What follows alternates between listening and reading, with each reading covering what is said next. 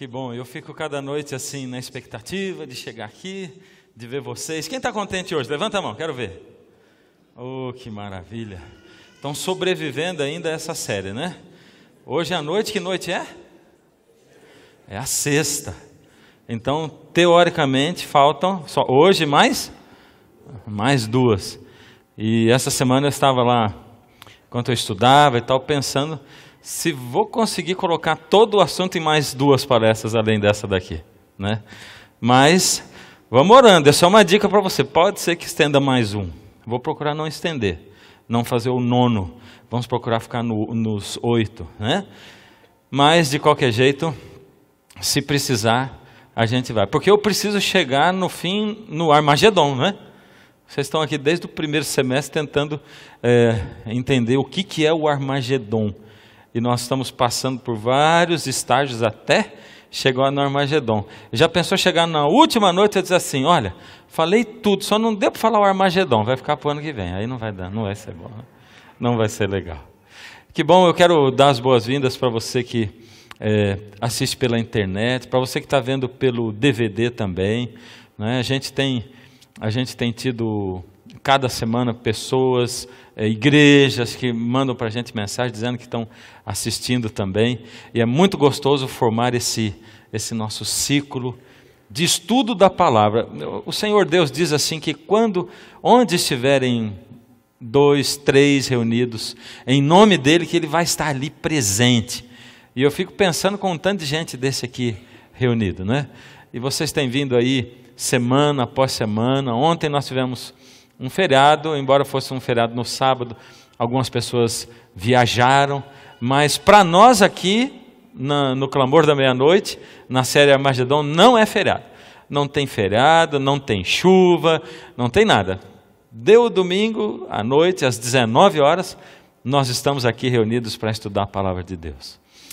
O tema de hoje, ele foi me deixando assim muito eletrizado, sabe, à medida em que eu ia estudando e orando e tal, porque, embora são assuntos que a gente já conheça, na hora de você orar e estudar a Palavra de Deus para buscar como apresentar o tema, você acaba descobrindo uma série de outras coisas, uma série de detalhes que você não sabia, até porque ele me deixou mais eletrizado ainda, porque esses detalhes que eu fui descobrindo, eles estão todos ligados com a história muito recente.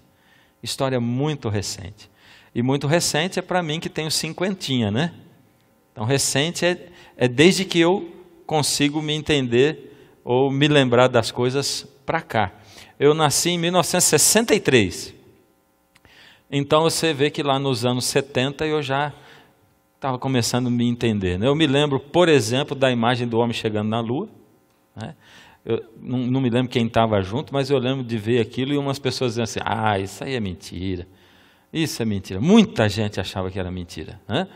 Me lembro da Copa de 70, a gente morava em São Paulo e a gente viu as comemorações no meio da rua e tal, aquela Copa de 70, eu não entendia nada de regra de futebol e tal, e só ficava ouvindo as pessoas comemorando, não entendia grande coisa, né?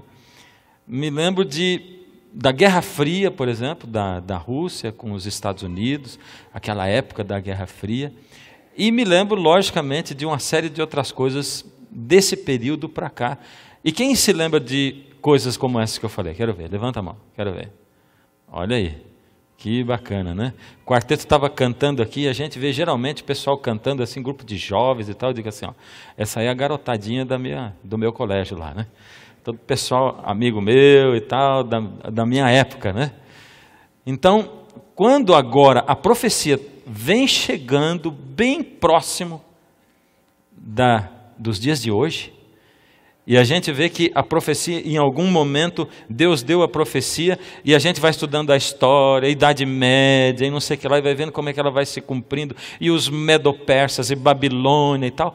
Agora, quando ela vem chegando perto da gente, arrepia muito. Não tem jeito da gente fugir do fato de que os sermões acabam se parecendo mais com palestras, obviamente. Por quê? Porque a gente vai buscar profecia, e profecia é dado histórico e ela é muito mais racional do que emocional. Mas ela é eletrizante do mesmo jeito. Hoje nós vamos avançar um passo à frente, e eu diria que é um passo grande, e quero chamar a sua atenção para você ficar preso em cada detalhe daquilo que a palavra do Senhor e que o Espírito de Deus vai colocar dentro da sua mente e do seu coração, para que nós possamos sair daqui cheios de alegria, de ânimo e de desejo de ver o Senhor Jesus voltar logo. Amém? Amém. Eu quero convidar você para nós orarmos. Feche os olhos. Deus amado e Pai que habita nos céus, como é bom saber que o Senhor habita no nosso coração quando nós pedimos, Pai. Como é bom saber que o Senhor é aquele que estende a mão e nos socorre. Como é bom saber, Pai, que o Senhor está distante de nós apenas algumas palavras, porque quando nos ajoelhamos ou quando elevamos o pensamento ao céu, o Senhor está aí conosco. Senhor, nesse momento estamos na sua casa, já temos estado na sua presença através dos louvores que temos erguido ao céu e das orações. Mas agora, Pai, queremos ligar a terra ao céu e pedir ao Senhor que nos eleve para perto do Senhor. Queremos pedir ao Senhor, Pai, que anule o instrumento humano, que sou eu, e que o Espírito Seu possa falar para essas pessoas o que elas precisam ouvir. Toma-nos nas suas mãos, Pai. Confiamos no Senhor, entregamos a nossa vida nas suas mãos, porque pertencemos ao Senhor. Nós rogamos e pedimos em nome de Jesus. Amém. Muito bem, hoje nós vamos avançar para estudar aquele segundo poder que aparece em Apocalipse capítulo 13, e Apocalipse capítulo 13 é o nosso manual, o nosso livro de estudo. Ficamos um tempo em Apocalipse 12, agora nós estamos em Apocalipse 13. Ele é chamado em Apocalipse 13 como a besta que emerge ou saiu da terra. A besta que emergiu ou saiu da terra. Vamos ver a nossa história em quadrinho, que é para ficar mais ameno para você, né? Para você poder fixar mais na sua atenção. Vi ainda outra besta emergir da terra. Possuía 2 chifres, parecendo... Vamos lá, igreja. Parecendo?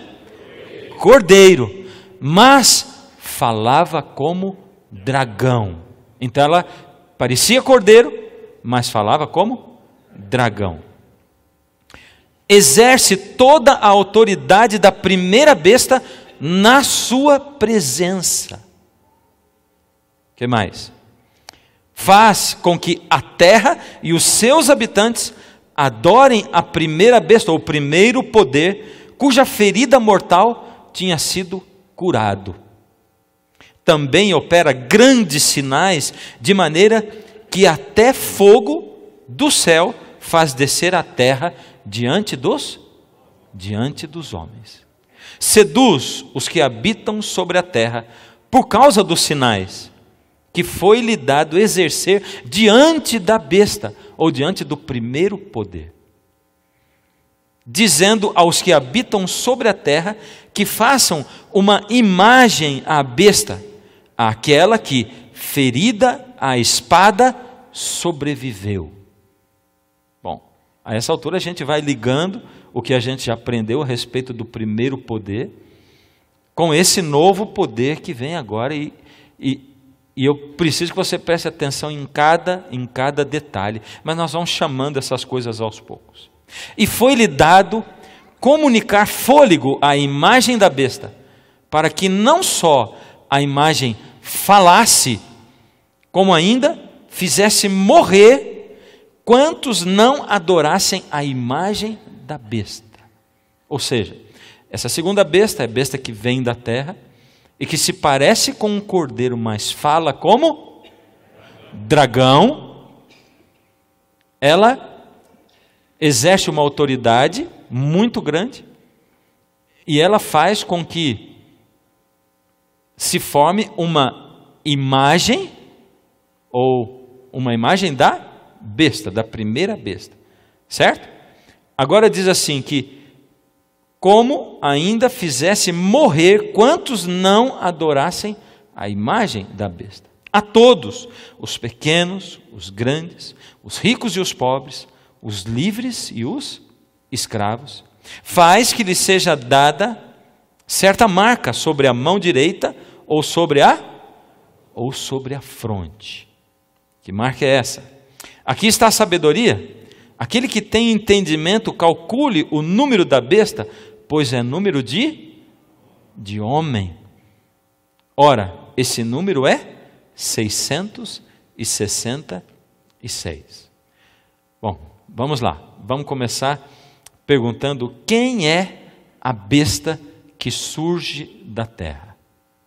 Eu quero pedir para você que já sabe, não ficar adiantando a resposta, tá bom? Vamos deixar todo mundo ir descobrindo aos poucos. Vamos deixar as pessoas que estão aqui para descobrir com que elas vão descobrindo. Quem é a besta que surge da terra? Quem é esse poder? Primeiro, o que é uma besta mesmo? Vamos lá comigo, que nós já aprendemos isso. O que é uma besta? É um poder. Essa é a primeira coisa, e parece que é uma coisa simples, mas é significativa. É um reino ou um poder. Essa é a primeira coisa. Segundo, quando atuaria essa besta, esse poder, quando ele estaria atuando na terra? Porque, como eu disse, nós já vimos poderes que atuaram lá: Babilônia, Medo-Persa, Grécia, depois o que mesmo? Roma. Depois dividiram-se os reinos, essa é a história do mundo, né? Depois surgiu a primeira besta, o primeiro poder, que era um poder diferente. Ele tinha autoridade política e religiosa, né? Ele surgiu do mar, e nós vimos que ele atuou na Idade Média. Depois sofreu uma ferida de morte, mas a Bíblia diz que a ferida dele iria ser curada. Nós acabamos de ver isso aí. Nós ainda não estudamos a cura da ferida mortal da primeira besta. Nós só estudamos até onde ela foi ferida mortalmente, não é? Que foi exatamente no momento histórico em que o Papa é levado preso pelo general Berthier, e depois nós não vimos a cura dessa ferida mortal. Mas quando essa segunda besta, a besta que surge da terra, quando ela atuaria? Quando seria o momento? Bom, o texto bíblico é que nos dá as dicas. A todos faz que lhe seja dada certa marca, para que ninguém possa comprar ou vender. E a minha pergunta é a seguinte: quando foi que isso aconteceu? Quando aconteceu isso? Que um poder no mundo impôs certa marca e impediu as pessoas que não tivessem aquilo de comprar ou vender. Nunca. Não aconteceu ainda. Se não aconteceu ainda, quer dizer que nós já estamos entrando em algumas coisas que estão para acontecer. Será que é isso mesmo? Bom, vamos lá. Saiu, pois, o primeiro anjo e derramou a sua taça pela terra. Esse Apocalipse 16:2 está falando a respeito das pragas.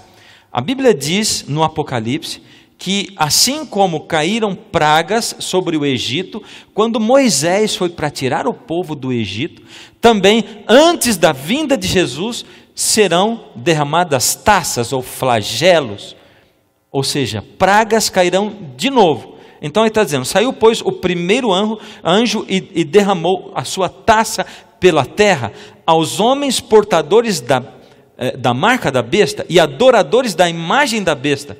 Sobrevieram úlceras malignas e perniciosas. E a minha pergunta de novo é: quando foi que isso aconteceu? Quando? Para trás de hoje ou para frente? Para frente. Ainda não aconteceu. Outra evidência bíblica.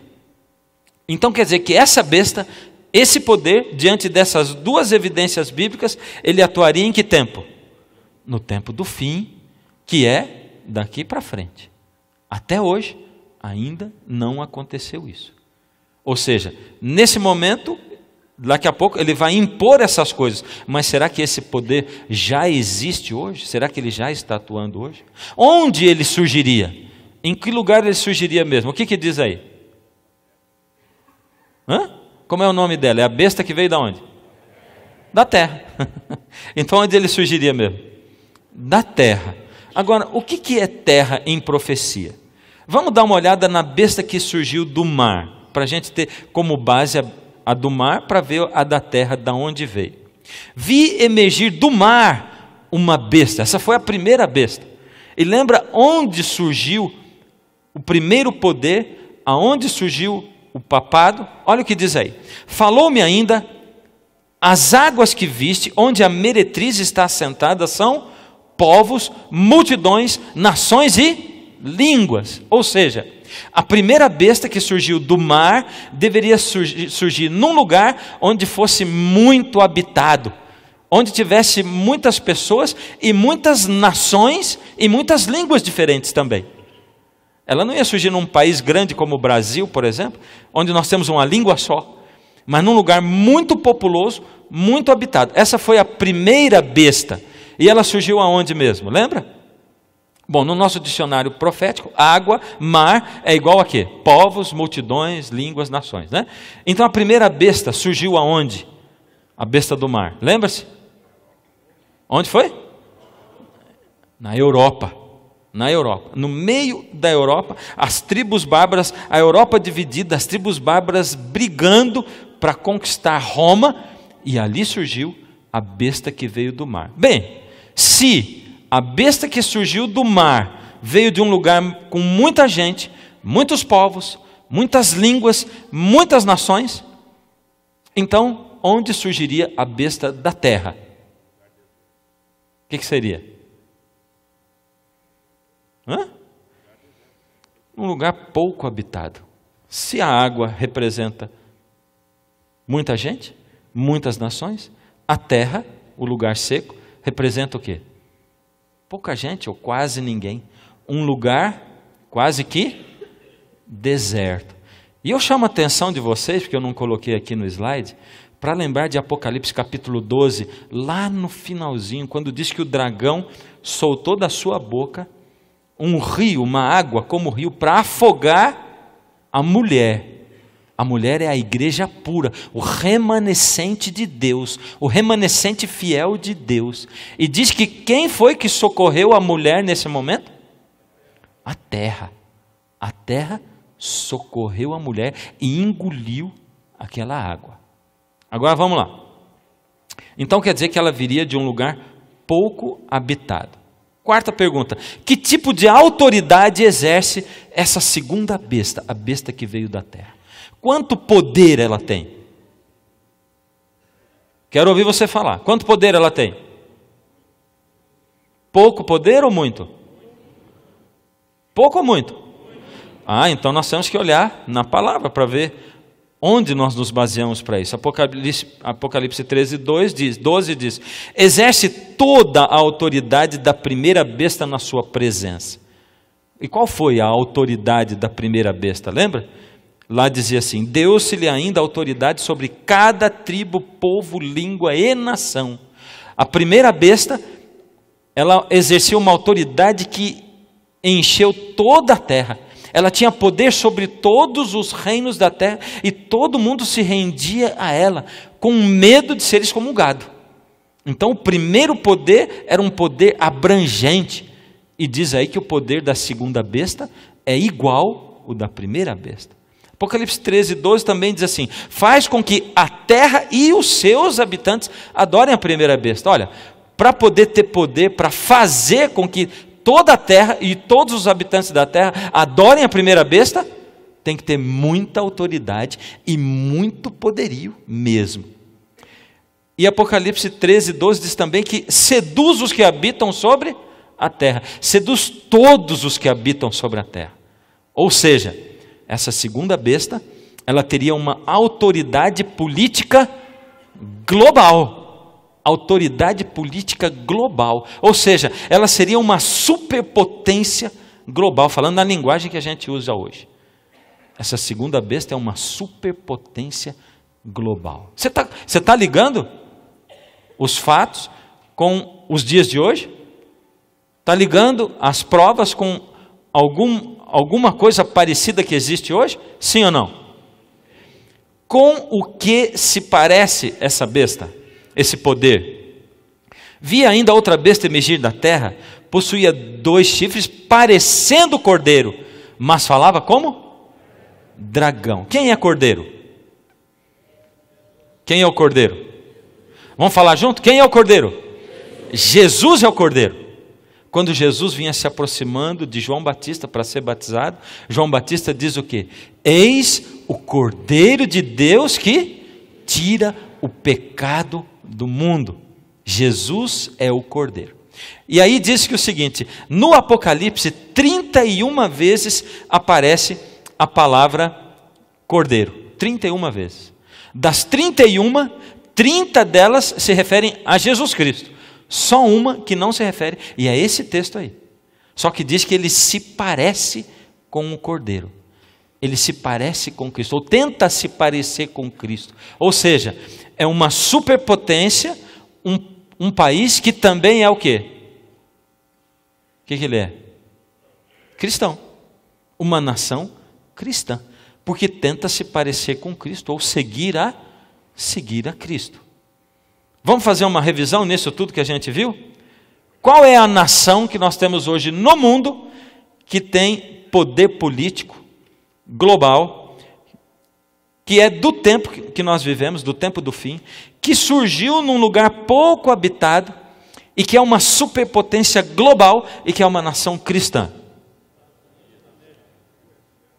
Que país é esse? Né? Bom, só tem um país que se encaixa nisso, né? Esse país é os Estados Unidos da América, né? Então a gente acaba de descobrir que a segunda besta, a besta que emerge da terra, é quem? Os Estados Unidos. Está certo disso ou não? Está certo ou está errado? É exatamente isso. A segunda besta são os Estados Unidos da América. Espera aí, agora vamos pensar um pouquinho, vamos pensar em termos reais. Então, se os Estados Unidos são esse segundo poder, quer dizer que a profecia está dizendo que em algum momento da nossa história, daqui para frente, presta atenção, os Estados Unidos vai se unir com o papado. O que mais que vai acontecer? Eles vão fazer uma união entre igreja e Estado, como aconteceu antigamente na Idade Média. Em que sentido? Onde a igreja não condenava as pessoas, não executava. Ela condenava, mas quem executava era o Estado. Era uma ligação assim. Nós exercemos o poder, mas eles é que fazem a execução. Então vai haver uma união entre o poder dos Estados Unidos da América com o poder do papado. É isso que está dizendo aí. Está dizendo também que os Estados Unidos vão ser o braço direito do papado. O que mais que está dizendo aí? E que ambos, se juntando, vão perseguir quem? O remanescente sincero de Deus. De novo, vai acontecer isso. E o que mais? Aí eu fico pensando, será que hoje isso é possível? No cenário que nós temos? Você acha possível?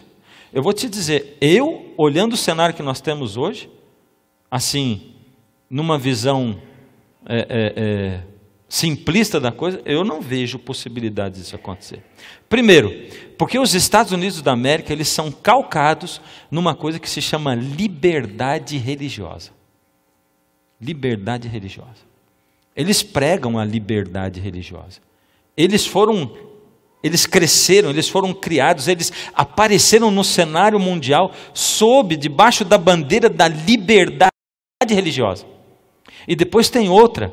Como eu disse para vocês, nós fomos acompanhando a história da igreja cristã, nós fomos acompanhando a nossa história, e depois nós fomos acompanhando a história do papado, e como as coisas aconteceram, e como foi na Idade Média, mas nós vimos o que aconteceu no Concílio Vaticano II, e como a igreja pensava antes do Concílio Vaticano II, e como ela começa a pensar agora.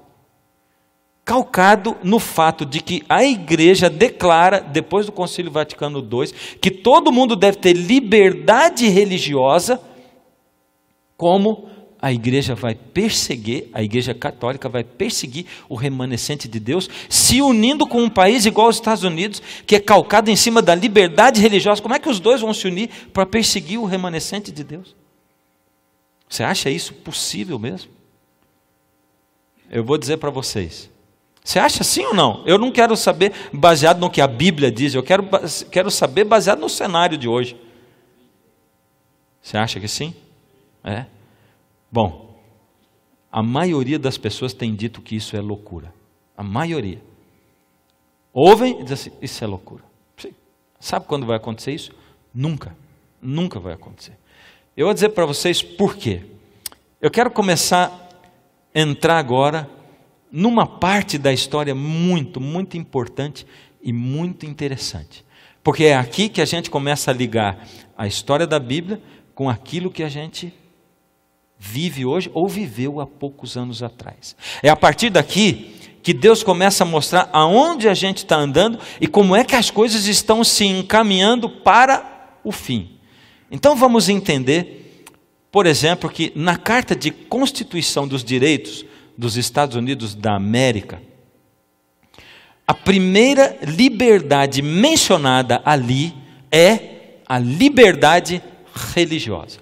Quando foi feita essa carta, muito tempo atrás, quando ela foi feita, na época, por volta da época da independência dos Estados Unidos, 1775, nessa época, a primeira declaração de liberdade foi a declaração de liberdade religiosa.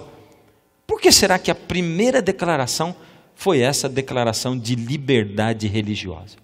Era por causa do momento que o mundo estava vivendo. Naquela época, ainda havia uma perseguição religiosa muito grande por parte da Igreja Católica. Ainda estava no final da Idade Negra, da idade da perseguição. Então, surgiu a Igreja Protestante, ela começou a crescer com Lutero, daí em diante.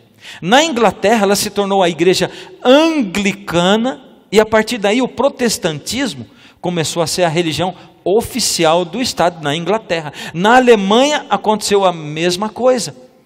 Então, nesses países, a igreja protestante começou a crescer e começou a se tornar a religião oficial do Estado. Aí surge um grupo chamado puritanos. O que são os puritanos? Vou dizer para vocês, os puritanos eram um grupo de pessoas que seguia a Bíblia. Eles eram protestantes, estavam fugindo da perseguição católica. Eles não suportavam mais a perseguição, porque era uma perseguição terrível. Você viu aqui os tipos de torturas que aconteciam. Então os protestantes não suportavam mais. Você assumir a fé protestante era uma coisa muito difícil nessa época. Os puritanos, em 1620, eles vão para os Estados Unidos. Ou seja, começa a acontecer a colonização dos Estados Unidos. Cristóvão Colombo descobre a América e a Inglaterra começa a colonizar. Então, eles começam a chegar e tomar conta do lugar. Por que colonizar? É porque naquela época os Estados Unidos da América não eram independentes. Eles eram uma colônia de qual país? Da Inglaterra. Então, eles eram totalmente dependentes da Inglaterra. E começaram a se formar os estados, ali nos Estados Unidos da América, que nessa época não se chamava Estados Unidos da América, se chamava como? Novo Mundo.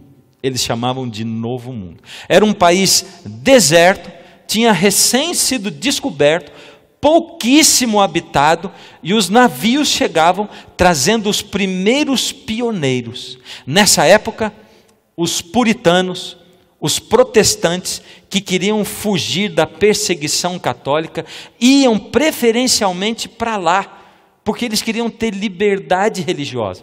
Eles queriam ter liberdade para adorar do jeito que eles quisessem. E eu quero chamar a atenção de vocês para uma palavra ou para um termo muito importante que é liberdade religiosa. Por que eu vou chamar a atenção? É porque nós mesmos temos que abrir a nossa mente para isso. Você acha que seria importante que todas as pessoas no mundo tivessem liberdade religiosa hoje? Sim ou não?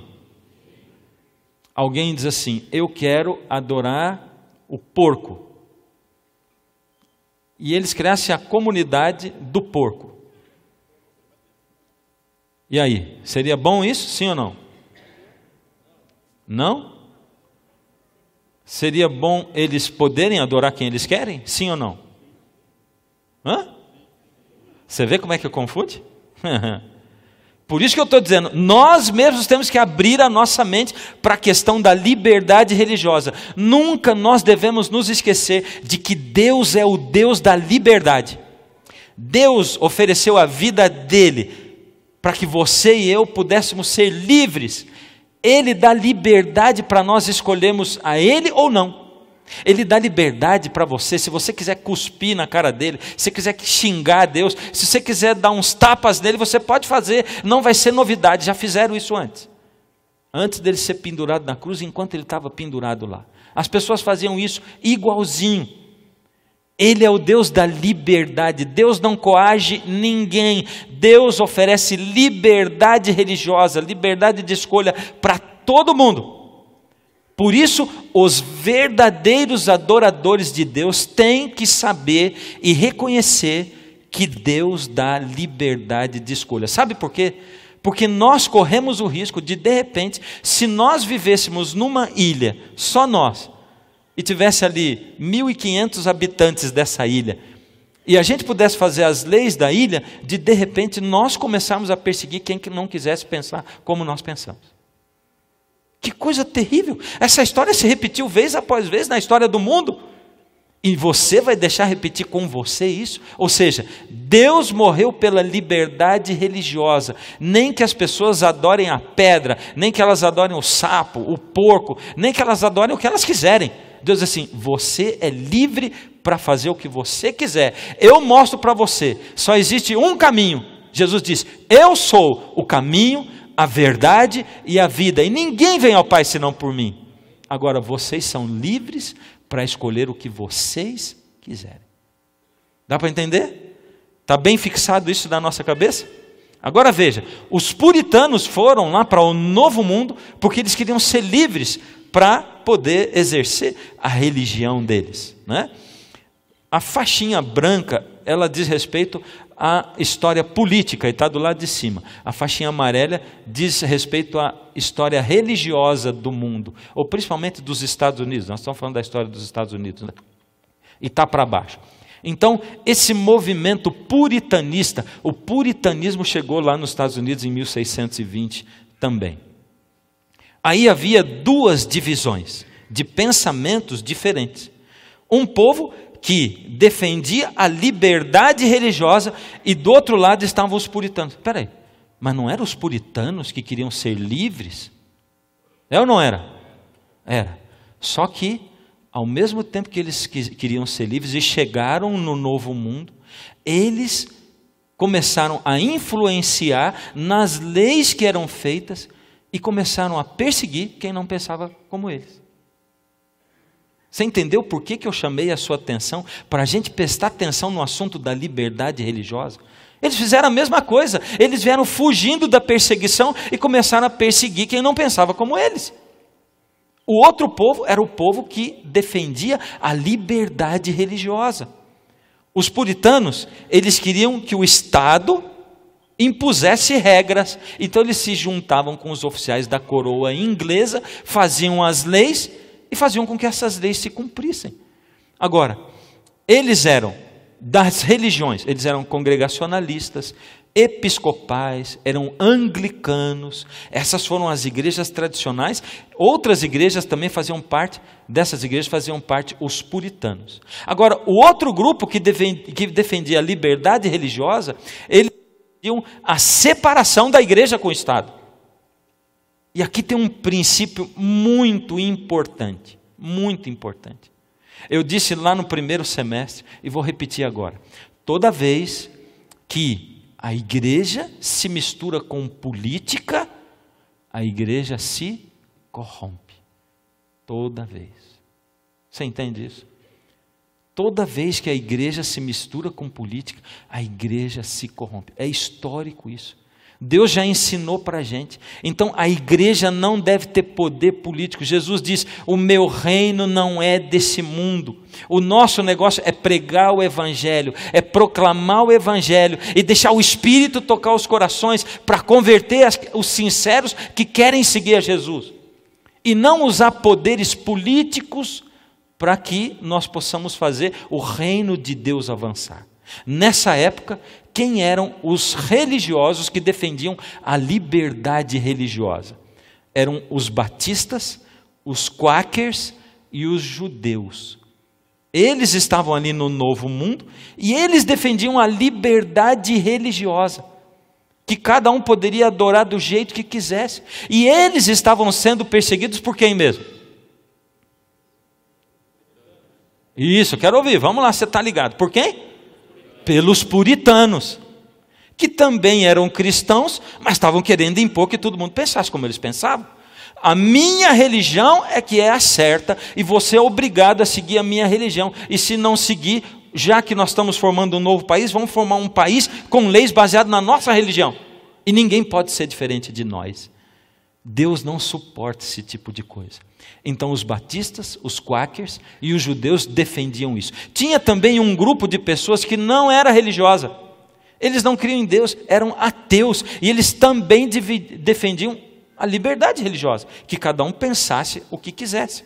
Ou seja, na nossa história, surge então o primeiro pastor batista nos Estados Unidos, em 1639. O nome dele é Roger Williams. Foi o primeiro, ele foi batizado na igreja batista e foi o primeiro pastor batista norte-americano. E ele foi muito perseguido porque as ideias dele de liberdade religiosa eram muito modernas para aquela época. Então os puritanos perseguiam os batistas, perseguiam os quakers e era uma perseguição terrível.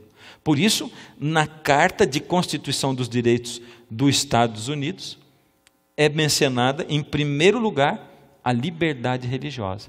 Ora, por quê? É porque eles não suportavam mais as perseguições religiosas que aconteciam. E a perseguição acontecia o tempo todo, ou seja, até 1775, quando aconteceu a Revolução dos Estados Unidos, havia quakers que estavam sendo enforcados porque eles não negavam a fé deles. Batistas também que eram perseguidos e açoitados por causa disso. Tudo por causa dos puritanos cristãos que os perseguiam. Vamos lá, caminhando para frente na nossa história. Até aqui vocês estão pegando? Estão conseguindo seguir? Nessa época, 1775, acontece a Revolução Americana. De todos os estados que foram se formando lá no Novo Mundo, 13 deles, 13 colônias, se uniram e fizeram uma revolução contra a Inglaterra, para declarar a independência daqueles 13 estados que se uniram contra a Inglaterra. Então eles se declararam independentes da Inglaterra. Foi uma revolução tremenda, guerra, sangue. Por isso, aqueles 13 estados se uniram e o país passou a se chamar Estados Unidos da América, porque eles se uniram contra a Inglaterra e se tornaram independentes. Isso aconteceu em 1775. Veja só, há uma diferença entre a Revolução Americana e a Revolução Francesa. A Revolução Francesa aconteceu um pouco depois, 1798, um pouquinho mais de 20 anos, 23 anos depois da Revolução Norte-Americana. Na Revolução Francesa, o parlamento, ele baniu a religião do Estado e proclamou o Estado ateu. Ou seja, baniu Deus totalmente do país. Nos Estados Unidos, o que aconteceu? Não, eles simplesmente proclamaram a separação entre a igreja e o Estado. E eles disseram, não, de agora em diante, a religião, a igreja ou as religiões não mandam no Estado. O Estado é o Estado e a igreja é a igreja.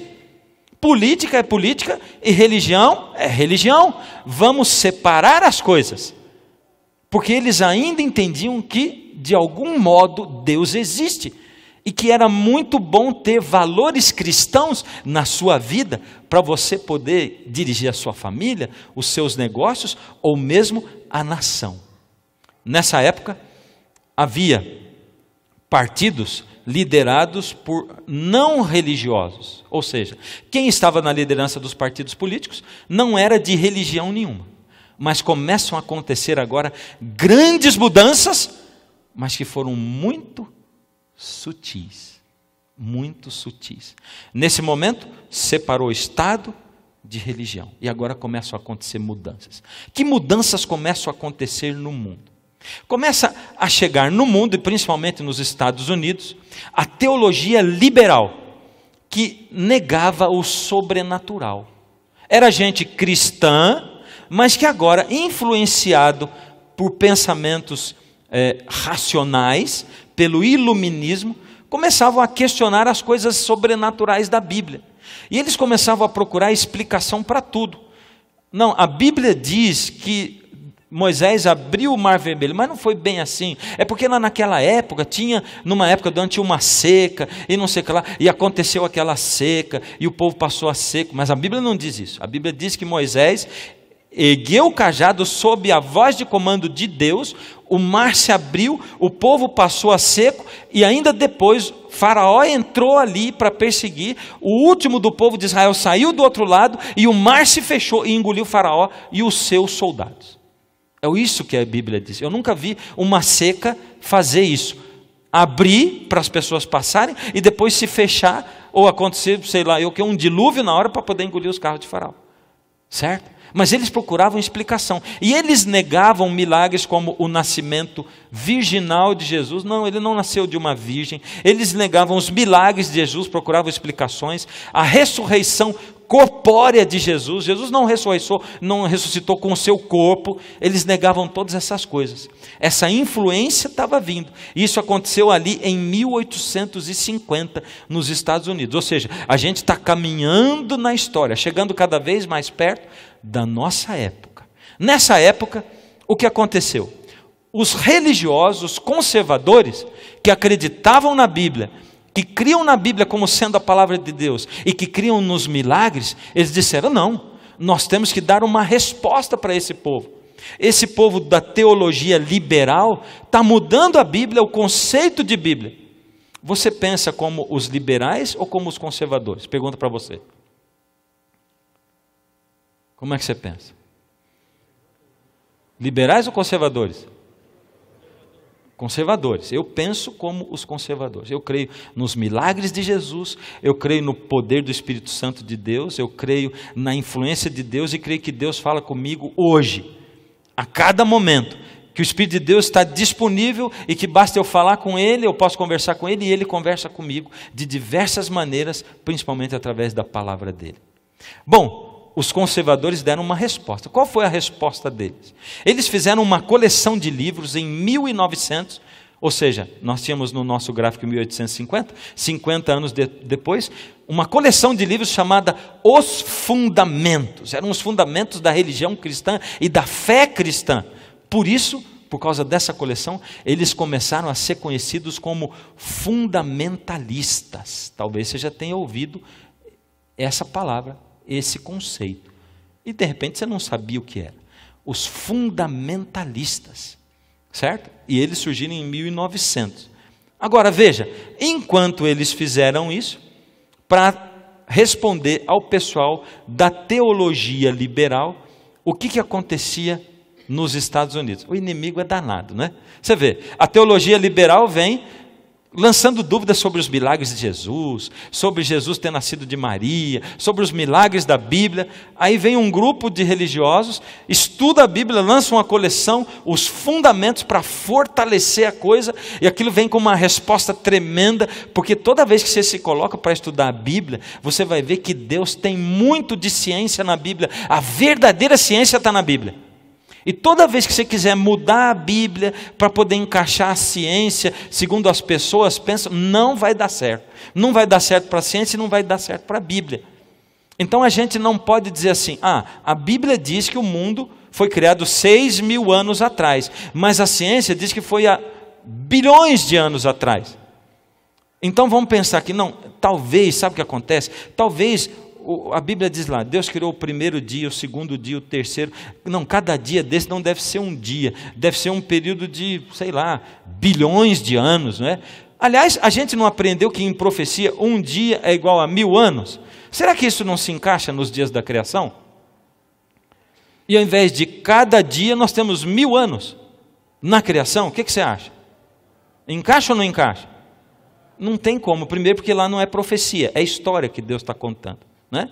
E depois, Deus criou as coisas numa sequência tão maravilhosa, tão bonita, que as coisas que ele foi criando na sequência, se por exemplo ele tivesse criado as plantas, e depois 1000 anos o sol, não ia ter fotossíntese, ia levar uma semaninha que ele ia morrer tudo.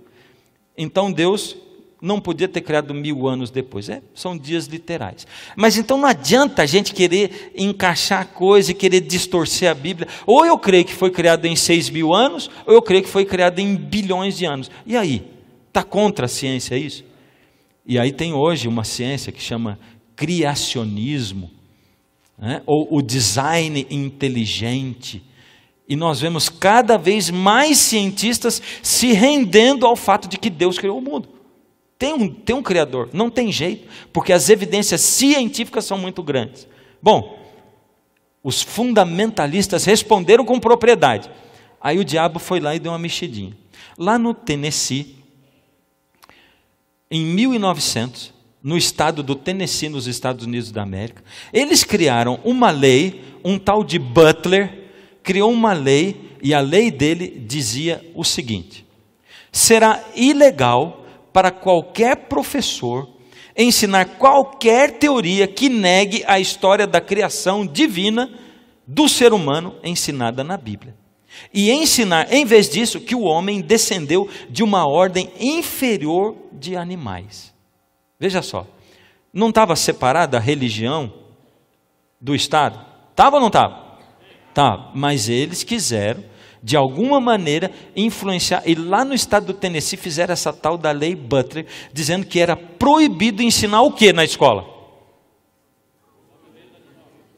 Evolucionismo. Proibido ensinar evolucionismo na escola. Por princípio divino, isso aqui já está errado. Por quê? Porque Deus oferece o quê?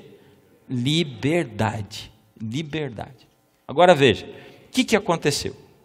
Então, lá em 1900, surge a lei Butler, o diabo botou ali uma armadilhazinha, né?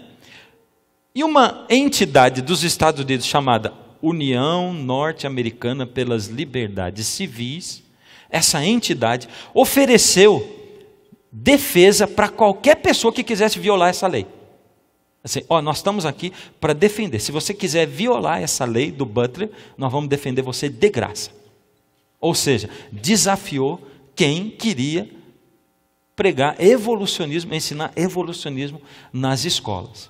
Aí numa cidadezinha pequenininha do Tennessee chamada Cumberland, que é essa cidade que está lá, apareceu um corajoso, que foi o tal do John Scopes. É esse camarada aí, professor, e que marcou o dia. Ele se juntou com outras pessoas da cidade, fizeram uma reunião de paz, e eles queriam promover a cidade. Foi tudo premeditado. Eles queriam fazer marketing, propaganda da cidade de Cumberland. Então eles planejaram assim, quem vai ser o corajoso que vai ensinar evolucionismo. Você já vai ter a defesa de graça, e o nome da nossa cidade, Cumberland, nunca mais vai ser esquecido. E o John Scopes foi e deu essa aula. O que aconteceu depois que ele deu essa aula? Ele foi preso em 25 de maio de 1925. Ele foi preso para julgamento por ter infringido a lei. Agora veja, era uma guerra que estava sendo lançada contra dois grupos que pensavam diferente. Esse Scopes, ele foi julgado e considerado culpado. E esse episódio foi conhecido como o julgamento do macaco. Essa é uma charge que saiu em um jornal da época, em 1925. O assunto virou chacota para os fundamentalistas. E os fundamentalistas, eles ganharam a guerra, mas eles foram expostos ao ridículo. Ou seja, pessoas do país inteiro e do mundo inteiro começaram a chamar os fundamentalistas, os cristãos, que tinham defendido os milagres de Jesus e tinham defendido a Bíblia, começar a chamá-los de ridículos. E eu quero dizer para você uma coisa. Aqui é que tem um perigo muito grande de nós cristãos. Por isso que Jesus diz assim, que o caminho da perdição, ele é largo, e são muitos os que andam por ele. Mas o caminho da vida é estreito, e são bem poucos os que andam por ele. Porque eu nunca posso perder de vista e da minha mente o caráter de Deus, o amor de Deus e a justiça de Deus. Toda vez que eu quiser impor as minhas ideias, toda vez que eu deixar com que o amor fique em segundo lugar, e eu queira impor as coisas para as pessoas, não vai adiantar. Você já tentou obrigar o teu filho adolescente a ir na igreja? Já tentou? Vou dizer, tem até algumas pessoas que conseguem. Na semana passada, no sábado, eu estava lá no Espírito Santo, num lugar chamado Morobá. Morobá é um lugar tremendo assim, você vai a 350 quilômetros de Vitória, vai para o meio da roça. Eu tinha ido lá uns 20 anos atrás, naquela época, a gente passava umas 3 porteiras, né? Porque você vai entrando para o meio da roça, ali é um monte de plantação para todo lado, e quando você entra no meio do nada, você diz assim, nossa, eu cheguei no nada, o que eu vim fazer aqui? Aí você encontra um galpão para 4.000 pessoas, e um outro do lado para mais 2.000 pessoas, e eu estava nesse lugar, para pregar e para cantar, né? E aquilo estava abarrotado, tinha umas 6.000, 7.000 pessoas lá, né? Aquilo estava cheio de gente. Então eu estava com um amigo meu, e ele vendo a mãe dele, que a mãe dele mora lá, e ele diz assim, ei mãe, lembra do que o castigo que você me dava quando eu desobedecia? Ela disse, lembro. E todo mundo ficou curioso, que castigo era esse? Disse, cada castigo que ele fazia, dependendo do castigo, se era da arte, se era muito grande, ele tinha que ler de 1 a 10 páginas da Bíblia. Que castigo, né? Ou seja, ele devia amar a Bíblia. É ou não é? Castigo seu é ler a Bíblia. A Bíblia é castigo? Que coisa terrível. Já tentou obrigar um filho seu adolescente a ir para a igreja? Você pode obrigar, mas quanto mais você obrigar, mais ele vai detestar a igreja. Mais ele vai detestar. Nós temos que, primeiro, viver o Evangelho. Amar de todo o coração. Nós precisamos servir de exemplo e atrair as pessoas para Jesus. Jesus diz assim, eu porém quando for levantado, atrairei todos a mim. O cristianismo atrai pessoas, por isso também a gente tem que tomar muito cuidado quando a gente vai aprendendo de Jesus, aprendendo profecia, e quando a gente vai aprendendo a verdade que está na palavra de Deus, e que a gente começa a se preocupar com os nossos parentes, com as pessoas que nós mais amamos, e nós pensamos, puxa, tal pessoa, ela precisa saber disso, tal pessoa, ela precisa aprender isso, puxa, tal pessoa e tal, eles têm que saber isso. E a gente vai com tanto amor e com tanto carinho, que a gente basicamente força as pessoas a entenderem o que a gente está entendendo, e a aceitar alguma coisa que você tem estudado durante meses, você quer que ela entenda em meia hora e aceite tudo. Essa pessoa olha para você e diz assim, meu Deus, estão fazendo uma lavagem cerebral com ele, está ficando doido, meu pai, e trata você assim, e você sai de lá chocado e desesperado e diz, oh meu Deus, e agora? O que eu faço? E depois você faz uma segunda tentativa, e tenta de novo forçar, e força, e quando a gente faz isso, a gente afasta as pessoas de Jesus, a gente não atrai as pessoas para Jesus. Eu conto que uma vez uma senhora chegou para mim e disse assim, pastor, eu estou me separando do meu marido por causa do Evangelho. Separando por causa do Evangelho? Por quê? Bom, ela era membro de uma igreja que eu era pastor, e eu conhecia o jeitão dela. Porque o meu marido, ele me impede de adorar a Deus. Como assim? Ele não gosta que eu vá à igreja, ele não gosta que eu leia a Bíblia, ele não gosta que eu sirva a Deus, e está insuportável, eu vou me separar porque não dá mais. Irmã, o que você faz no domingo, que é o primeiro dia da semana? Vamos começar no sábado. Bom, sábado tem o culto na igreja, eu vou lá, pastor. Sábado à tarde tem ensaio do coral. E no domingo, eu ajudo o pessoal da ADRA a separar os alimentos e tal, para distribuir os pobres de manhã. E de noite eu vou na igreja, pastor, tem a conferência. De noite. Tá. E na segunda de noite tem o culto das mulheres. E eu vou lá no Ministério da Mulher, é tão bom aquilo. E terça tem um grupo de oração, na casa da irmã fulana. Bom, quarta eu não vou te perguntar, porque ela falou comigo, é o culto de oração, é verdade. Quinta eu fico em casa. Interessante. E sexta tem ensaio do coral, sexta e sábado, aí continua o sábado. E qual é o dia que você fica com seu marido de noite em casa mesmo? Quinta de noite. Vou te dizer, se eu fosse teu marido, eu é que queria separar de você por causa do evangelho. Não dá? Sabe, quando você aceita Jesus, o teu marido, teu irmão, tua mãe, tem que olhar para você e pensar assim, puxa, o que está acontecendo? Depois que começou a ir para aquela igreja, conhecer Jesus, depois começou a estudar a Bíblia, é um marido mais carinhoso, mais atencioso, demonstra mais amor, é uma pessoa diferente, fica mais calmo, aqueles estresses, tudo que tinha não tem mais, aquelas baianas que rodavam também não roda mais. O que está acontecendo com essa pessoa? Está melhor, está ficando melhor do que era antes. Ao invés disso, a gente vai feito um doido, pega a Bíblia assim e tenta enfiar a goela abaixo, assim, engole, é ou não é? E se a pessoa não aceita, a gente fica desesperado, meu Deus, aí depois leva 5, 10 anos para essa pessoa querer ouvir de novo o que você está falando, porque ela ficou vacinada contra você e contra aquilo que você aprendeu. Então, cuidado, as coisas acontecem aos poucos, a gente vai conhecendo aos poucos, o que faz sentido para você, às vezes não faz sentido para o outro, o seu momento espiritual, às vezes não é o momento do outro. Nós, seres humanos, somos como árvores frutíferas. Se eu chegar no mesmo terreno, com sementes variadas, e plantar no mesmo terreno um pé de caqui, outro pé de amora, outro de laranja, outro de mexerica, outro de jabuticaba, outro de jaca, outro de melão, aí eu espero, cada um deles vai produzir fruto numa época diferente, e pode ser que um dê o primeiro fruto em 1 ano, e o outro dê em 30 anos o primeiro fruto.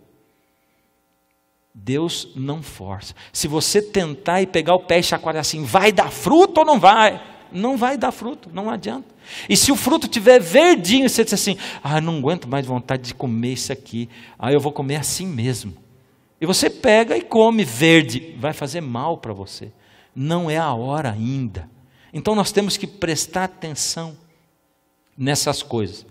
Eu já não me lembro nem mais porque que eu falei isso. Vamos voltar na história. Fundamentalistas. Eles ganharam a vitória no tribunal. Eles ganharam a sua vitória. Depois, se você assistir o vídeo, você vai entender. Eu também. Então vamos lá. Os fundamentalistas ganharam a vitória no tribunal, mas eles passaram ridículo. Por quê? Foi um resultado negativo. Aí os fundamentalistas, depois de todo esse envolvimento, por causa da tal da lei Butler, por causa deles obrigarem, o que eles disseram? Não queremos mais saber de política. Espera aí, os partidos políticos nos Estados Unidos já estavam na mão de gente que não era religiosa. Os religiosos não estavam lá, não tinha partidos políticos cristãos, mas eles davam os pitaquinhos deles, eles influenciavam. Daqui em diante eles resolveram, nós não vamos mais nos envolver com religião. E eles tinham um slogan, o slogan deles era, nossa tarefa é pregar e salvar almas, não política. E eu vou dizer para você, essa foi a maior bênção que poderia ter acontecido para eles.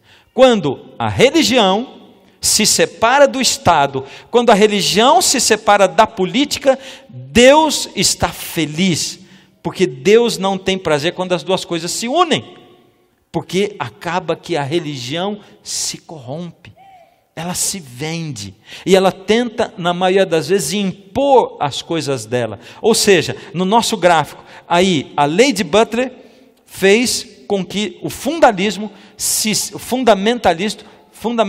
separasse da política de lá dos Estados Unidos. E isso aconteceu em 1970.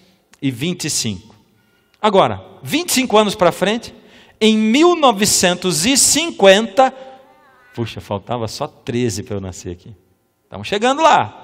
Faltava só 13 para eu nascer. O que estava acontecendo ali 13 anos antes de eu nascer? Meu pai estava nessa época com 17 anos.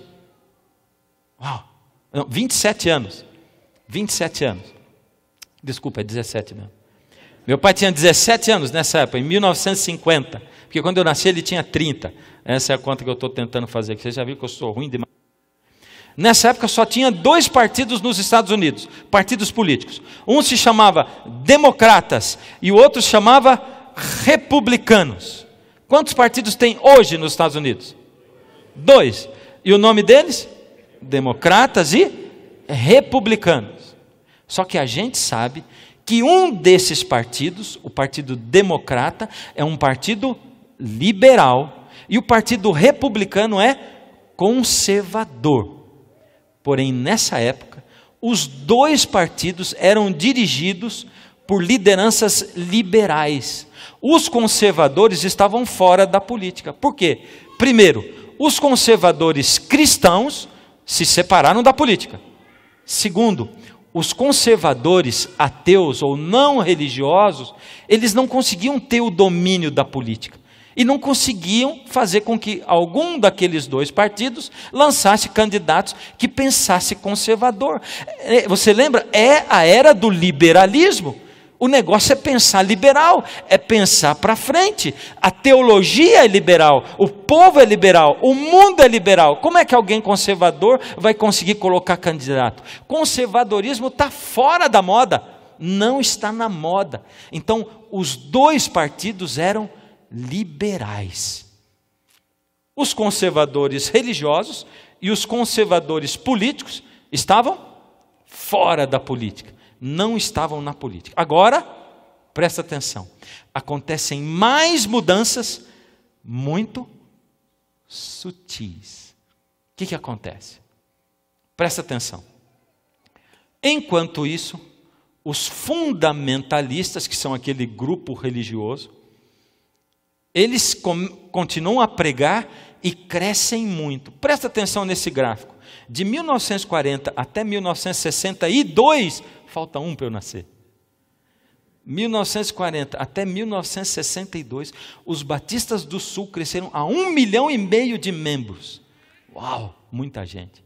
E o que aconteceu com a igreja Assembleia de Deus, por exemplo? De 40 a 62, ela quadruplicou o número de membros. Ou seja, foi crescendo, foi crescendo. As religiões eram conservadoras, eram os fundamentalistas. Enquanto isso, no mundo que não é o mundo religioso, ou no mundo secular, essa palavra que eu estava procurando, o que aconteceu? O liberalismo cresceu. Lá em 1960, 3 anos antes de eu nascer, veio a revolução sexual. Né? Aí começou toda essa mudança na sexualidade e nos relacionamentos das pessoas. Um liberalismo diferente do que se tinha antes. Em 62 e 63, apareceu 63. Foram legalmente, por lei, foi proibido nos Estados Unidos da América fazer oração nas escolas públicas e ler a Bíblia. Em 62 foi proibido fazer oração nas escolas públicas e em 63 foi proibido ler a Bíblia nas escolas públicas dos Estados Unidos da América. Porque eles começaram a entender que tinha gente de muitas religiões e tinha pessoas que não eram de religião nenhuma e que eram ateus e que eles não deveriam impor aquilo para as pessoas.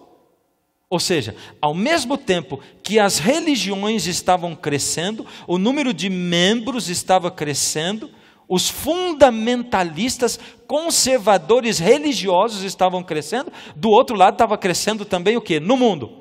O liberalismo. O que cresce mais? É a religião ou é o mundo, as coisas do mundo e o secularismo? Esmagadoramente é o mundo. Esmagadoramente. É muita gente que nasce por dia. No mundo nascem 4 pessoas por segundo. Hoje. 4 pessoas por segundo, o que dá mais ou menos 120 mil habitantes no mundo a mais por dia. É muita gente no mundo por dia, muita gente. Agora vê, quantas pessoas se batizam no cristianismo por dia? E a gente vai encontrar um número irrisório. O mundo, o secularismo cresce muito mais. Essa situação fez com que os religiosos ficassem desesperados. Os conservadores ficaram felizes quando em 1976, está um pouquinho atrás, estamos chegando perto, quando Jimmy Carter foi eleito presidente dos Estados Unidos. Eles pensaram, finalmente, porque Jimmy Carter, ele era batista do Sul.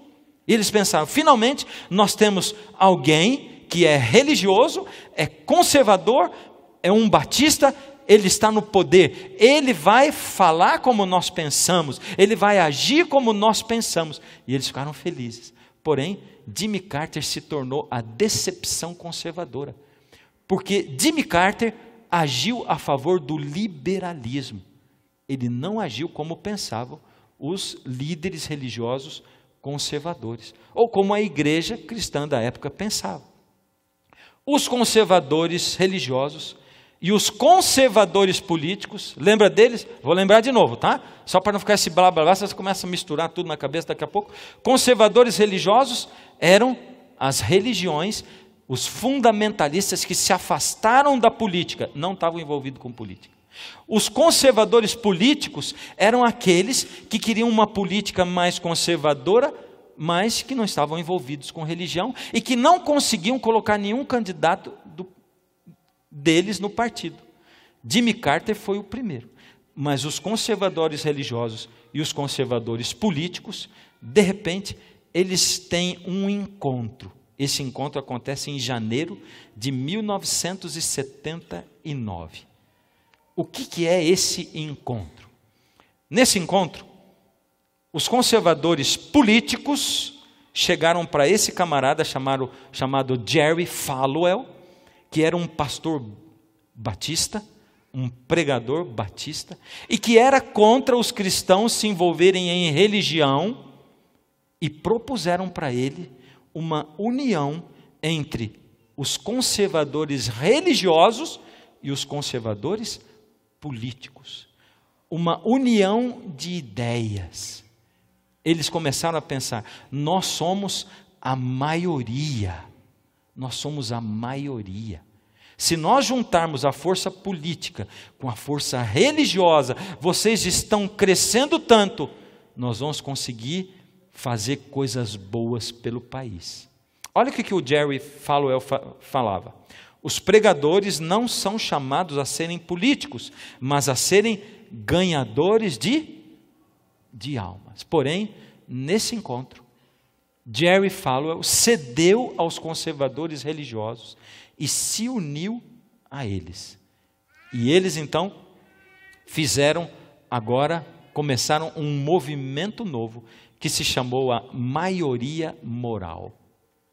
Ou seja, nós somos uma maioria que luta pelo estabelecimento das regras da moral para o nosso país. Isso, queridos, é marcante e é muito, muito importante. Muito importante. Porque foi exatamente a data em que a religião, de novo, se juntou com a política. A religião se juntou com a política. Agora sim, eles começaram a dominar o partido republicano. O partido democrata era liberal e o partido republicano conservador. Mas espera aí, o presidente dos Estados Unidos hoje, como é que é o nome dele mesmo? Barack Obama. Ele é de qual partido? Democrata. Ele é liberal. O que será que aconteceu de lá para cá? Outra coisa, quem é que tem o poder? São os liberais ou os conservadores lá nos Estados Unidos hoje? O que vai acontecer? Tem outra pergunta para você também. Lá no começo, quando nós lemos que a besta que surge da terra iria criar uma imagem da primeira besta. ia fazer com que o mundo inteiro adorasse aquela imagem da primeira besta. O que será essa imagem da besta que os Estados Unidos vai criar e fazer com que o mundo inteiro adore? E mais, será possível mesmo que os Estados Unidos vão conseguir fazer essa união? Ou eles vão fazer esse tipo de união? Será que o mundo está caminhando para isso? Para que se una papado com os Estados Unidos? Será que vai acontecer isso mesmo? Será que o que está acontecendo no mundo hoje para que concorra para isso? E outra coisa, o que é o sinal da besta, a marca da besta? O que é a marca da besta? E o que é o selo de Deus que está em oposição à marca da besta? Que coisas são essas? Tremendas. Como isso vai acontecer? Como vai se desenvolver? E o que isso vai levar a humanidade a fazer daqui a pouquinho? Porque agora nós já estamos chegando em 1979. Como é que o mundo vai se comportar daqui para lá? Eu tenho certeza que a maioria das coisas que eu falei aqui hoje, em termos da política e de como a religião se afastou da política nos Estados Unidos e como ela se aproximou de novo, você provavelmente não sabia. Agora, o que aconteceu de 1979 para cá, e quem está dominando, talvez poucos saibam. E daqui para frente, o que vai acontecer? No próximo domingo. Agora, eu quero dizer para você, se prepare, porque as maiores e mais fortes emoções estão para vir. Porque agora nós só temos 2 domingos, né? Ou 3, mas vamos procurar ficar dentro dos 2. 2 domingos para tudo isso. E o que afinal é o Armagedon? E como é que ele vai acontecer? Porque afinal de contas nós estamos aqui para saber isso, né? O que é o Armagedon? Uma coisa eu digo para vocês. Nesse mundo nada acontece por acaso. A sua vinda aqui não é por acaso. Nesse mundo nada acontece que Deus não permita que aconteça. Nesse mundo, o inimigo está sempre atacando os filhos de Deus e tentando destruí-los. Mas nesse mundo, os filhos de Deus têm Deus como seu divino e maravilhoso protetor. Nesse mundo, Jesus diz: e conhecereis a verdade, e a verdade vos libertará. Puxa, e como essa verdade liberta mesmo, sabe? Esses dias eu tive contato com uma pessoa que não é religiosa. Ela diz: eu sou tal religião, mas não professa aquela religião. Eu disse para ela: como é que está a sua fé? Ela diz assim: minha fé está fraca. Eu tive fé numa época que uma pessoa que eu amava muito ficou muito doente, uma doença para a morte, e todo mundo ficou preocupado, mas eu tinha uma paz, porque eu tinha fé que Deus ia salvar essa pessoa, eu tinha fé. Essa pessoa morreu, e eu perdi minha fé. Sabe de uma coisa? Quando você tem fé que Deus vai salvar alguém ou vai resolver a sua situação, isso não é fé. Isso é desejo de que Deus faça o que você quer do jeito que você quer. A fé é quando você diz: eu tinha fé porque eu confiava que Deus estava dirigindo, e acontecesse o que acontecesse, eu estaria nas mãos de Deus. E essa é a diferença que a gente vê de quem tem fé e quem não tem fé. Os que não têm fé, num momento ou outro, desenvolvem uma confiança assim: Deus vai fazer o que eu quero, do jeito que eu quero, na hora que eu quero. Os que têm fé, passam pelo vale da sombra da morte, se apegam em Deus e dizem: Senhor, eu não sei por que está acontecendo, mas me ajuda, por favor. E Deus vai conduzindo.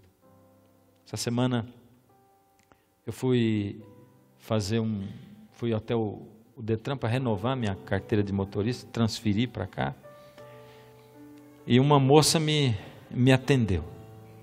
Ela estava agitada, fazendo as coisas lá e tal. Pegou meu dedo e carimbou naquele negócio, o outro dedo. Tá. E eu estava lá, só, né? Meu dedo sendo transportado, assim. Naquela manhã eu tinha tido a minha comunhão, né? E como eu digo para vocês, eu sempre pergunto para Deus: Senhor, o que o Senhor está falando para mim? E a segunda coisa, o que o Senhor quer que eu diga para alguma pessoa que provavelmente o Senhor vai pôr na minha mão? E eu vi aquela moça tão atarefada, e na minha comunhão com Deus naquele dia, Deus diz assim: persistência, persiste. Aí eu olhei aquela moça agitada e tal, séria. No final diz assim: como é que é o seu nome mesmo? Ela não tinha crachá, ela falou o nome dela. Diz assim: o meu nome é Fernando, você viu aí, né, meu documento e tal, mas eu sou pastor da igreja adventista. Eu sou de tal igreja. Mudou. Diz assim, sabe, todo dia quando eu acordo eu falo com Deus, Senhor, se o Senhor colocar alguém na minha frente, assim que o Senhor me chame a atenção, o que eu vou dizer para essa pessoa? E eu vou dizer assim, a palavra é persistência. Na hora que eu falei persistência, os olhos dela encheram de lágrimas, assim. Aí ela falou: sabe que meu marido separou de mim, e eu viajei uns dias agora, tem 2 filhos adolescentes, meu marido foi em casa, armou uma cena, tirou fotografia, e conseguiu na justiça tirar a guarda dos meus meninos de mim. Faz 2 meses que eu não vejo os meus filhos, eu estou desesperado.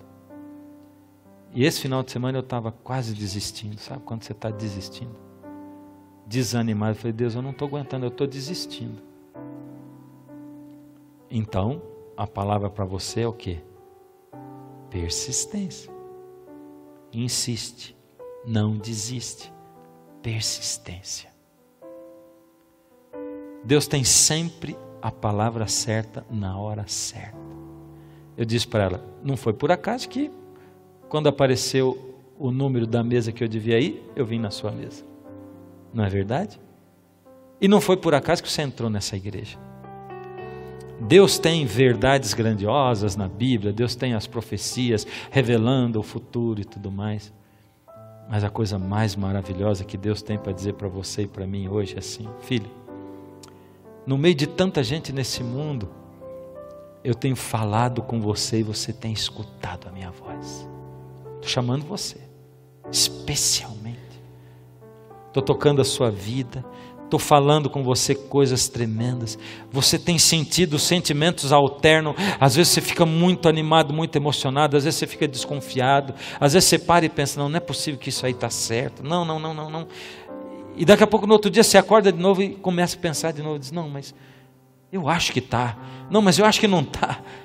Filho, o vale da decisão é assim. Não se preocupa com ele. Quando for a hora certa, você vai estar maduro. Sabe como é maduro? O noivo maduro, quando chega o dia do casamento, ele não fica desesperado porque ele não sabe se devia casar ou não. Quando chega o dia do casamento, ele fica desesperado de acontecer logo para ele poder levar a noiva dele para casa. É assim. E quando você estiver maduro, você não vai ver a hora de entregar o coração para Jesus. De uma vez por todas. Uma coisa é certa: Ele ama tanto a você e a mim, que na Bíblia Ele deixou registrado os sinais da volta dEle. Como é que o mundo está caminhando. E eu fiquei, olha, à medida em que eu estudava o assunto dessa semana, eu fui ficando emocionado de ver como é que a coisa vai e volta e vai e volta. De repente as coisas vão se encaixando para ir para o rumo que Deus falou. Quando eu era menino, eu tinha uns 14, 15 anos. Eu estava um dia na minha classe, no ginásio, no colégio. E um colega que eu tinha feito, disse para mim: você é diferente, sua religião. E nós começamos a conversar sobre religião. Ele diz assim: como é que vai ser o fim do mundo? Eu disse para ele: olha, difícil de eu te explicar, até porque eu também não sei explicar muito. Mas quando você olhar para o mundo e você enxergar os Estados Unidos se unindo com a Igreja Católica, formando um poder, uma força de coalizão e impondo, agora não posso dizer mais do que eu falei porque ainda é novidade para frente, impondo isso e aquilo outro e aquilo outro, e é assim. Aí você vai saber que está na hora de Jesus voltar. E eu vou dizer para você, está na hora de Jesus voltar. Amém? Por isso ele deixou para nós os sinais, só porque ele ama você de montão, e ele fala especificamente para você, filho, filha, eu amo você, eu quero você, eu estou te anunciando para você entender o meu plano para você ser mais feliz, você ser livre, porque a verdade liberta. Eu quero chamar o grupo que cantou aqui no começo, comunicação, para eles cantarem a última música. E eu quero chamar você para uma reflexão muito séria. Eu quero que você peça para Deus, clame para Ele durante a música. Essa música fala sobre sinais da vinda de Jesus. Ela fala sobre a vinda de Jesus. Eu quero que você, durante a música, diga assim, Senhor, por favor, o que eu tenho que fazer? Como isso vai acontecer na minha vida? Ó Deus, eu não quero ser enganado por ninguém. Não quero ser enganado por pastor, por igreja. Eu não quero ser enganado. Eu quero a verdade pura, Pai. Abre o meu coração somente para a verdade. Fala isso com Deus e receba a verdade no seu coração.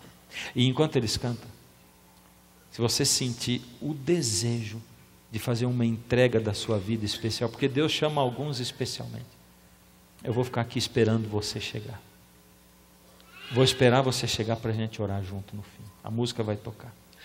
Enquanto isso, o Espírito toca o seu coração. Deus, eu estou sentindo que hoje é o dia da minha entrega. E se você sentir que hoje é o dia da sua entrega, não fica aí, vem para cá. Eu estou esperando você. Chegou o fim, Jesus está voltando. Sinais estão a nos mostrar. Não há mais paz, só guerras e maldade, ódio mortal por falta de amor. Milhões estão morrendo na miséria, destruição, tragédias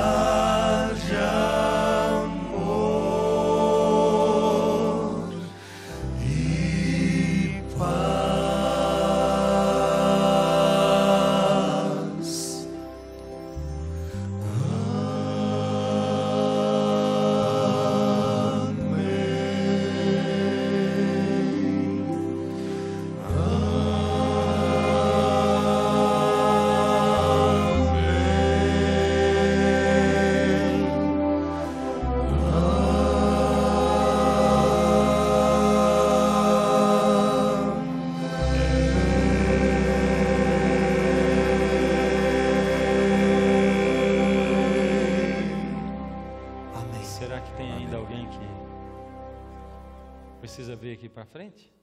Tem mais alguém? Eu vou dar 2 minutinhos de relógio só para você chegar aqui.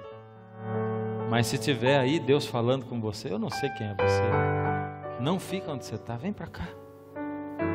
Você vai sair daqui sentindo vitorioso, porque quando a gente atende o chamado de Jesus, a gente sai se sentindo vitorioso, leve, né? A gente sai se sentindo em paz conosco mesmos e em paz com Deus também. Cadê você? Tem mais alguém ainda aí? Tem? Você que já entregou o coração a Jesus, está sentado do lado de alguém e a pessoa está aí lutando, dá a mão para ele. Vamos lá, vou com você, vai lá. Cadê você? Minha igreja. Pergunta, o máximo que você pode ouvir, não. Não tem problema ouvir um não. Pode ser que a pessoa não esteja madura agora, pode ser que ela não queira. O não é para você, o não é para Jesus. Jesus, não, ainda não, não agora. Amém. Amém.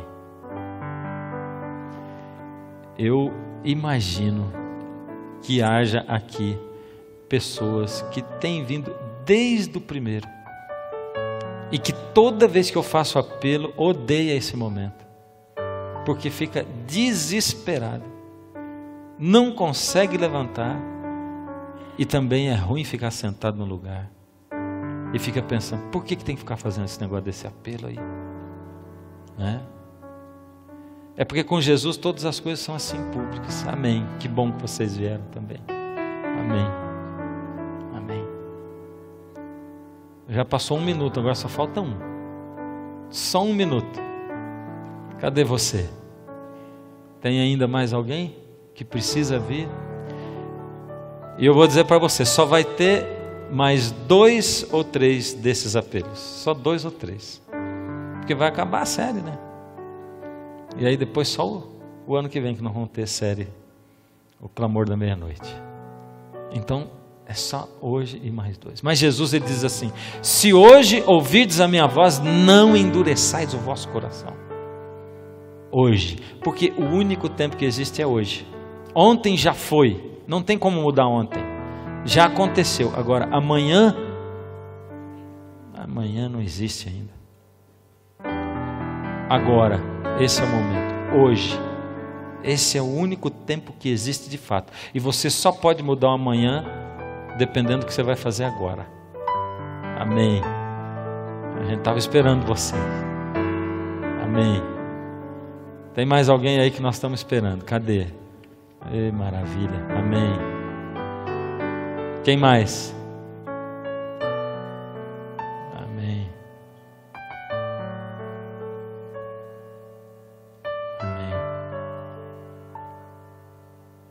Eu fico imaginando assim, como é que acontecem as coisas no mundo espiritual enquanto a gente está aqui, né?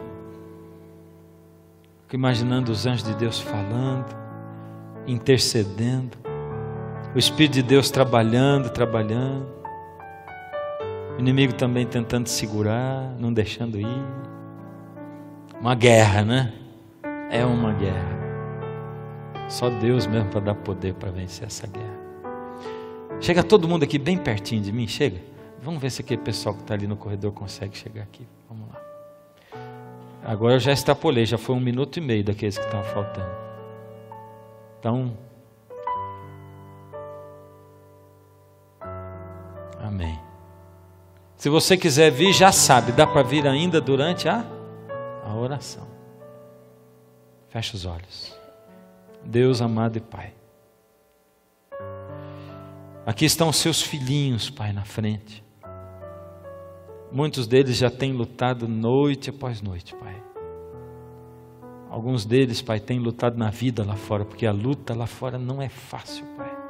É muito difícil. Outros deles, Pai, primeira vez que estão vindo aqui. Mas como nada nesse mundo acontece por acaso, o Senhor os influencia, o Senhor é quem fala com eles, os chamou para vir e os chamou para sair do lugar também.